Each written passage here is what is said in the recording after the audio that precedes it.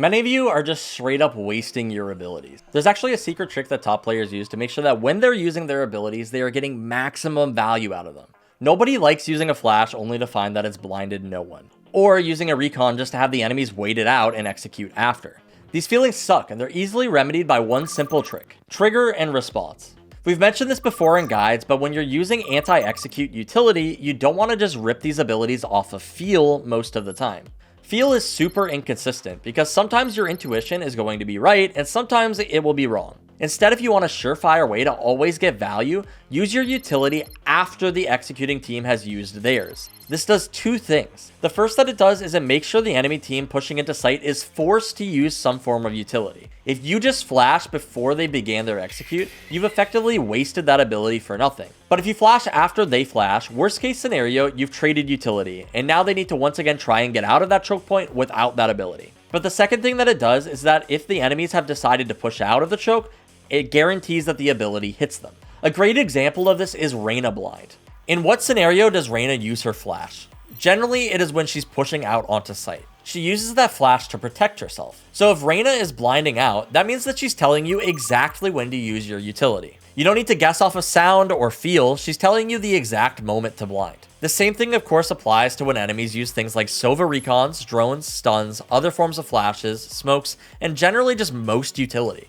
Now there is exceptions to this. Sometimes instead of using utility onto sight, players will just try to walk out. Now if you hear footsteps, you can still obviously play off of this, but if it gets a little too quiet, then that's when you want to gather information. In this case, things like jump spotting can be really effective. You're not sure if they're hanging around anymore or not, just give it a jump spot or two and see for yourself. Jump spotting is relatively safe when done correctly and can be an excellent tool to snuff out a contact play and protect yourself in situations where you may be waiting for an execute.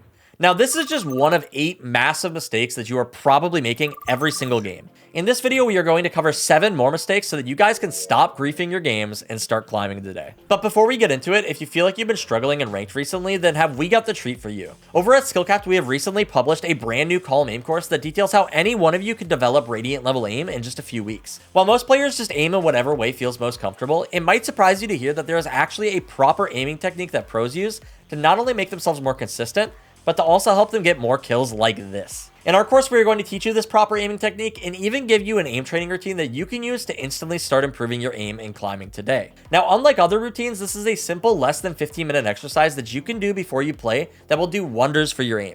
Not only that, but our site is literally backed by a rank improvement guarantee, so if you don't climb, you don't pay. Now, if you're really looking to climb this act, or you just want to start fragging out in your matches, be sure to check out our new column aim course using the link below. Now, the next thing that many players just seem to mess up entirely is how they scale and how they path throughout a match.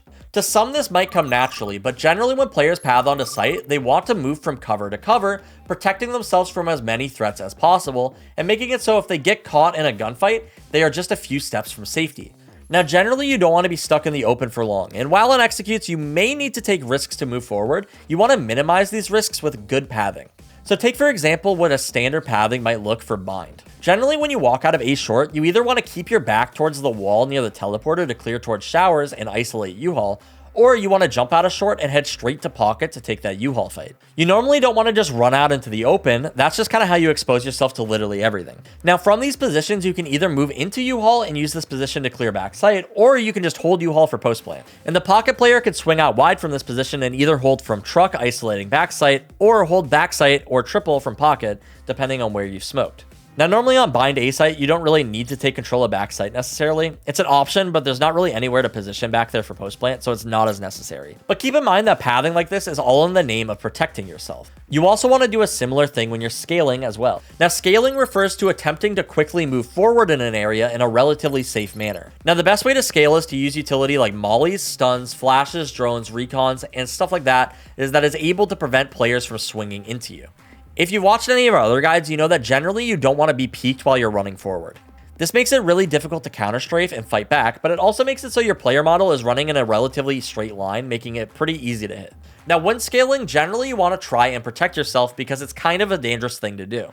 To do this, you oftentimes want to move to a position where it takes the opposing team more effort to fight you. For example, say I'm playing Killjoy and I'm looking to use my ultimate on Fracture. I wouldn't want to scale like this. Ideally, I would like to scale like this and have a teammate hold the swing for me if I can. You are correct to be worried about a player swinging you here, But if you're the scaling player, you don't really want to take that fight because you're at a disadvantage. If you're not using any utility to prevent the swing, you want a player to be holding the swing to protect your team as they scale up. Think of it in a military setting. You might have a sniper set up somewhere who's providing the team with cover as they push forward. It is the same thing in Valorant. The players pushing forward are exposed and they want to be focusing on protecting their life, not on fighting.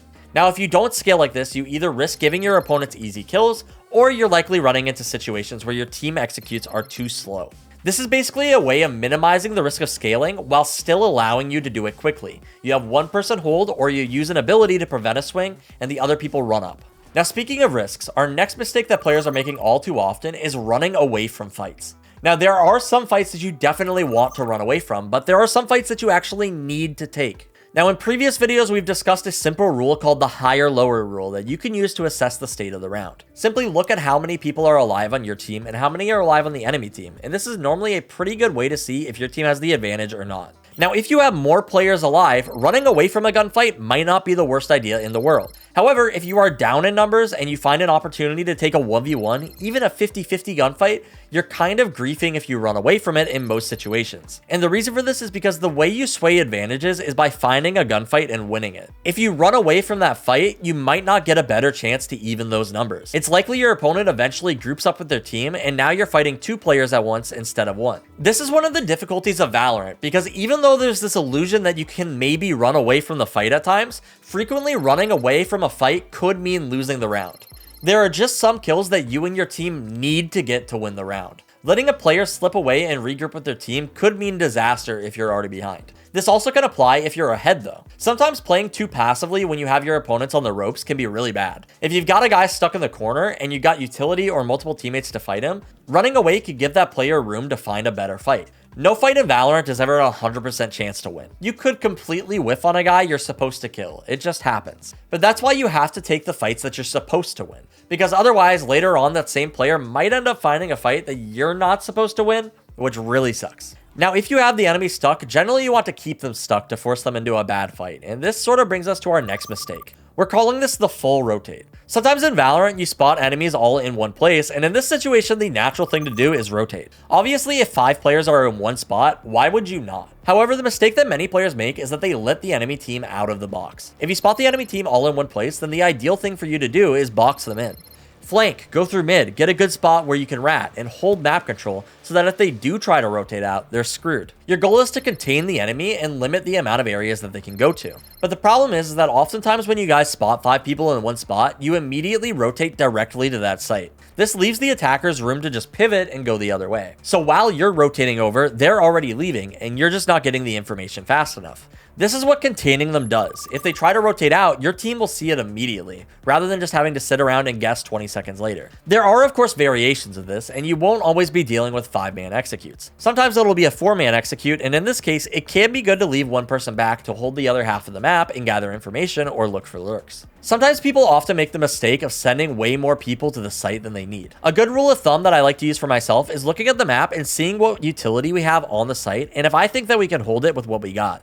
Let's take an exaggerated example to explain this. Even if they're 5-man executing into a 3-man site hold, if those 3 players are Sage, Deadlock, and Killjoy, it's pretty unlikely that they're getting in. Now let's swap one of those agents out. Maybe it's Sage, Omen, and Killjoy instead. They're still probably not getting in. Okay, so maybe it's just Sage, Omen, and Jet. I don't really know in this situation. Sage has a lot of utility that can stall, and if she has full util, she could probably hold that. Now, things that I'll also look for is, has our Sentinel utility been destroyed? If we have a tripwire in A main or that Sage wall isn't getting shot, that probably means that they haven't started their execute yet. Especially if it's late into the round and the trip is still up, I've got news for you guys. It's probably not A. You've got to be able to look at the map and see the information available to you and determine, do I need to full rotate? Should I go through mid? Or even, should I just stay here? I know what you're thinking. My teammates never say anything. I get it. But that's why it's up to you to use your map and give it your best guess. Or try to pry some information out of them by asking, what do you guys hear? Now, from the opposite perspective, a huge mistake that offense tends to make is just full slamming sites. Just straight running it down. This is actually going to be a 2-part mistake, and the first is that you guys don't need to 5-man. Just because you're starting A doesn't mean that the rest of the map is useless. Especially if you're getting stalled on pushes, having a lurker or running a split can be very powerful. As mentioned in the last mistake, people tend to full rotate on defense, and lurkers can take advantage of that so much. Not to mention that split plays provide your team with incredible angles that can make executes super easy. For example, look at how the angles complement each other on Haven. One of the most dangerous parts of coming out of A long is having to deal with all these angles in short. If you send no one short, enemies can just rat in there, and to clear it out, you have to turn your entire back to CT spawn, which really sucks. The same thing, however, is a problem if you go through short. You have to put your entire back to sight and heaven if you want to actually clear out long, and you have to go pretty deep to do so. This also really sucks, and you kind of want to avoid it. Instead though, by running a split, the short guys can come out and clear short, and then fight spawn to prevent a flood, while the long guys can wrap and clear back sight a lot easier. While you're splitting up your resources and maybe risking a little bit more, running a split provides a ton of tactical advantages to your team and is absolutely worth it. Now the other mistake that players make on offense though is that they never utilize contact plays. A contact play is basically just saying, we're not going to make any noise until we make contact with the enemy team. We are going to walk up all sneaky beaky like and try to catch somebody off guard. Now, noise is a really important part of Valorant, and when you make noise, people react. Remember earlier when we talked about triggers? People oftentimes wait for noise to use abilities. So if I hear 5 people running it down in a choke point and I'm playing Brimstone, I'm probably going to molly it and smoke it like right away. Both of these things completely shut down your push, and it gives the defenders time to rotate over and gives you basically no chance of getting into sight safely. Now instead though, if we walk up and don't make any noise, Brimstone doesn't necessarily know when to molly.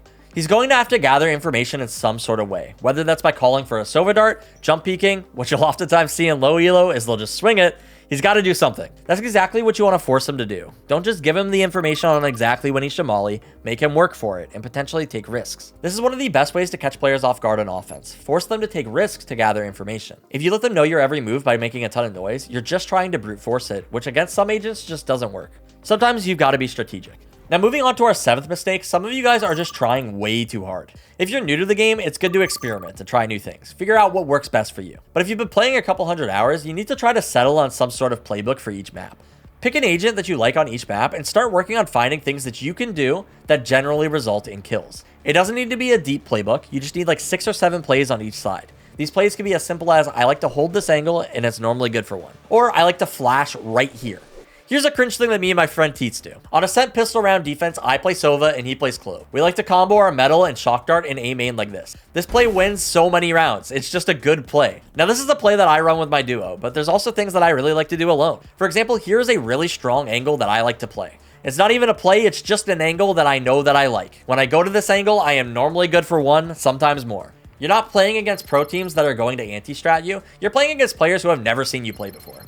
You can use the same angles and the same plays and the same strategies all the way to Radiant if they're good enough. You'll probably have to optimize them a little bit along the way, or maybe you realize that they're not as good as you think that they are. But that's the whole process of getting good at competitive games. You find things that you like and you optimize them.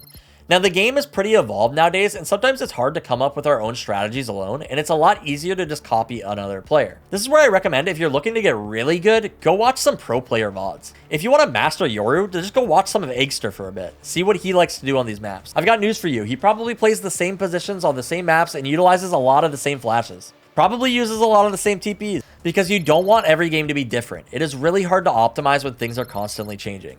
You want to practice the same setups and the same strategies and make sure that they're good. So that way when you use them, you know that they're going to work. Finally, the last mistake that we need to talk about though is just putting negative energy into your team. I've seen teams lose pistol round and immediately crash out after 20 seconds into the game. You're not trying to make these players better on your team in the long term. You're just trying to win the game. You're never going to see them again, so who cares if they did anything wrong if it's not likely to make a difference later in the game. I cannot stress this enough. Vibes are so important to a team dynamic. If you're just putting out negative energy into your team, saying things like, what are we doing? You're throwing your own matches instantly. Take it from me. I can be pretty negative when I play sometimes. It's something I've had to work on more and more as a player. It is a tough hurdle to overcome. I get it. You're competitive and you don't like losing. But you are straight up more likely to lose when your team is all in a bad mood. You're not motivating anyone by yelling at them, and studies have shown that positive reinforcement is a lot more impactful than negative. Approach each match as a new game. Try to clear your headspace and just focus on what's going on in the round. Don't worry about what happened in the last round if it's not relevant. Don't worry about the guy on the enemy team who might be smurfing. Just play the game. Anyway, hopefully you learned something from this video, or at least enjoyed the watch. And if you're looking to rank up this act, then let me tell you how we can help you today and get you back on track and climbing right away. As mentioned with our brand new Gameleap course, we will teach you everything that you need to know about how aiming has developed over the last 10 years. We'll teach you the established proper technique that aim pros use to maximize their accuracy and with far less. Now, aiming I know can feel hard sometimes, but we will make it stupid simple and get you ranking up in no time or your money back. Don't forget that site subscribers also get direct access to our coaches in Discord so that you can get personalized feedback just for you. Nobody understands how to climb out of low elo more than us, so if you're looking to rank up, be sure to check out SkillCapped using the link below. And other than that, my name is Casey, and I'll catch you in the next one.